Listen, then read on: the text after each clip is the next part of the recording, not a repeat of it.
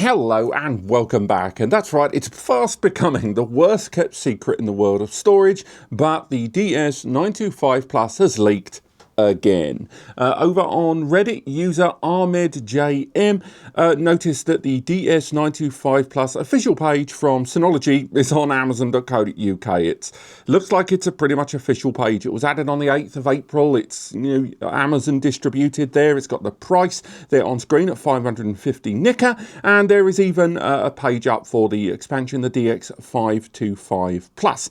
And this has allowed us to confirm a lot of details about this device that were already postulated over on that semi-official leak that happened over on Chiphell last month when we saw an official event take place, and there were slides on screen showing pretty much a large Synology roadmap, and this seems to be a continuation of that. Now, it's worth highlighting that for all I know, this isn't actually a leak, and this is an official launch, like a stealth launch under the counter. It's not unusual, brands can do it, but I will say at the time of recording, this is Monday morning, I'll say right now, there's no product page on Synology's official site, there's no listing anywhere else online, there's nothing on their news pages, there's nothing on their download section, there's nothing even on the download registry pages there's no information about it online. So this is an official launch. This is a really strange way, some sort of stealth launch they're going for there. Generally, Synology launch products on Tuesdays. I don't know if many of you know that. If you look at all of the Synology launches, you generally find they're always on Tuesdays.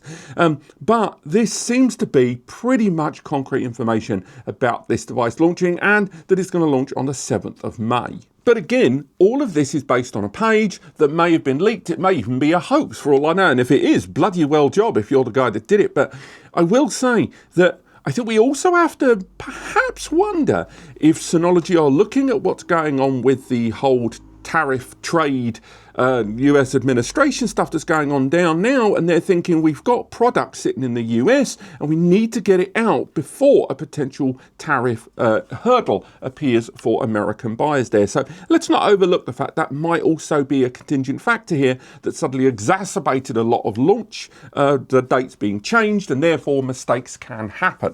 But onto the system. It's pretty much all the information we knew before, but it's what has been confirmed that I really want to talk about. First, as mentioned, that price tag, £550 there on Amazon.co.uk. Keep in mind here in the UK, when we do list stuff online, we include the tax, the VAT there. So the price is actually lower than that. What you're seeing there is 20% VAT on top of that. And once you minus that number down and then convert pounds into dollars, you find that the price is about $577, which is about the same as what you see there on Amazon.com for the Synology DS923 Plus right now, because they obviously don't list it with the tax there. I've never understood why. So the first confirmation is that CPU, the V1500B.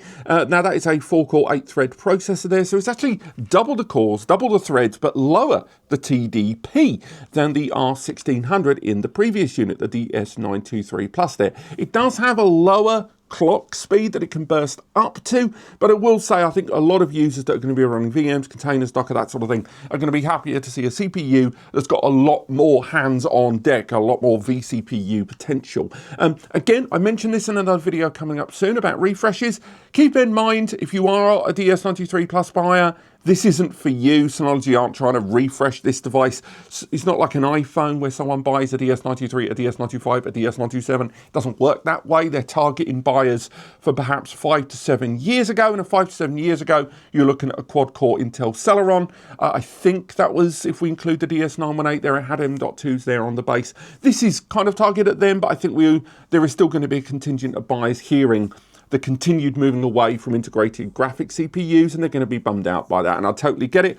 Synology's logic here is clearly going for a CPU that's got a 10-year support life cycle, which is what AMD have on this CPU, and it allows them longer time to develop on it and not have to refresh their lineup, but it does lead to slightly underwhelming hardware releases for some out there. Also keep in mind, I think we should, in the future, and maybe in about 4 years, have a look at Synology's support structure for a lot of their units, given they've really refined the number of CPUs on a lot of their devices, and now there's so few different CPUs that it's going to be very difficult down the line if they go, right, we're not going to support that device anymore, when its hardware profile is going to be similar to devices launched 5 to 7 years later with the same hardware. I'm going to be really interested in watching the brand, how they're going to navigate that in terms of their messaging. Now, alongside that CPU, it's also got 4 gig of memory there. It's going to be ECC memory. That wasn't listed on the page, but it seems bonkers to me that they wouldn't include ECC memory given the rest of the devices that have had it here. And it's going to be across 2 SODIMM slots there on the base. DDR4, scalable up to 32 gigs, so pretty much the same as the DS923 that came before it. The other scale up here is, of course, network connectivity.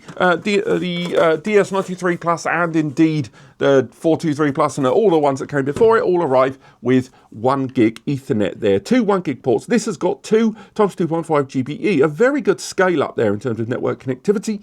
Again, let's be balanced about this. Everyone has integrated 2.5 gig pretty much since 2020, and Synology have lagged behind everyone else on that, but still nonetheless, it's great to see it here, that they're actually going to integrate those 2 times 2.5 GBE there. Also, they've integrated a USB-C port there. That is their new expansion port. That is why they're rolling out a new DX525 expansion, by the way. Again, as mentioned in the intro, that got leaked on Amazon as well. We're calling it a leak for now, and that was at £439, and that is a 5-bay expansion box. They've actually changed the expansion chassis, where it was this big hulking metal one that was utilizing one of the original 5-bay enclosures.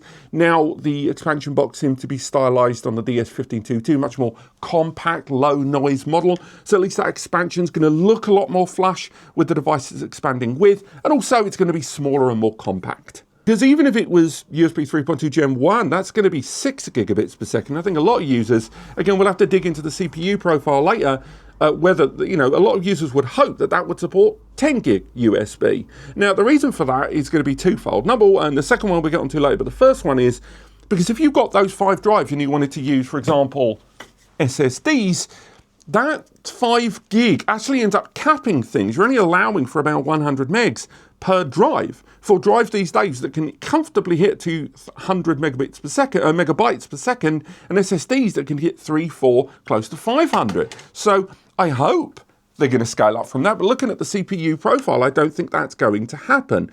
At the very least, I hope it's 6 gigabits per second, because that's what everyone else in the market that has expansions that use USB, which, by the way, is most of them, actually use. None of them cap at 5 gigs. So that's one of those TBC points. The system also has 2 M.2 NVMe slots on the base, just like the previous few generations of this 4-bay system. But I will say those 2, we're still waiting on confirmation on compatibility. And that extends, by the way, to hard drives as well. Until these products officially arrive on Synology's pages, we simply do not know what the hard drive and SSD compatibility is going to be on these products. We don't know if they're going to support traditional third-party hard drives, or it's going to be Synology's own storage drives. It looks like it is going to be available unpopulated. Few. I was slightly worried that the Synology were going to go into the pre-populated only game there.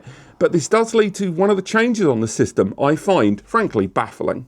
Synology has seemingly removed the ability to add 10 GBE on the DS925 Plus. Now, we only just started getting used to it. When the DS923 rolled out, it featured a proprietary mini PCIe slot. It allowed you to add 10 GBE, obviously as an optional cost, to your system and scale up the network connectivity. Now, the newer generation device completely has removed it. Now, let's play devil's advocate. There's probably a few reasons why that is. Again, I don't agree with most of these, by the way, but if we're going to just spitball it a bit. Number one, it might be that Synology, while adding 2 times 2.5 GBE, have gone, that's sufficient for this device in the portfolio. Again, not my opinion, I'm just postulating. Second one, it might be the PCIe distribution of that CPU, and this more refined compact chipset has not really allowed them the flexibility to support that slot. Again, pretty unlikely. It could be, and we've got no access to Synology's own sales numbers, that the upgrade sold very, very poorly in the DS923 Plus, and therefore they just thought the market doesn't want this. Why are we integrating this? We could just scale up the RJ45 slots instead. Again, no, I'm not bowled over by that, because it was a great little feature.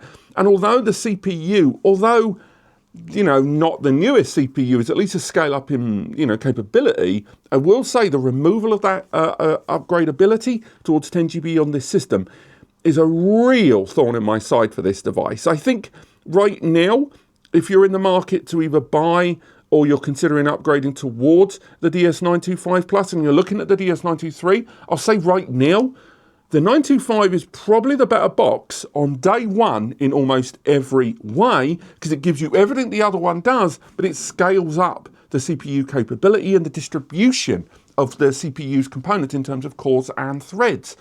But there's no denying that lack of scalability beyond 2.5 GBE is going to be a real pain, because even at 2 times 2.5 GBE, 4 drives inside here can still oversaturate that, especially if you use SSDs and especially with M.2 NVMe's. And remember earlier on I said about that USB-C expansion port?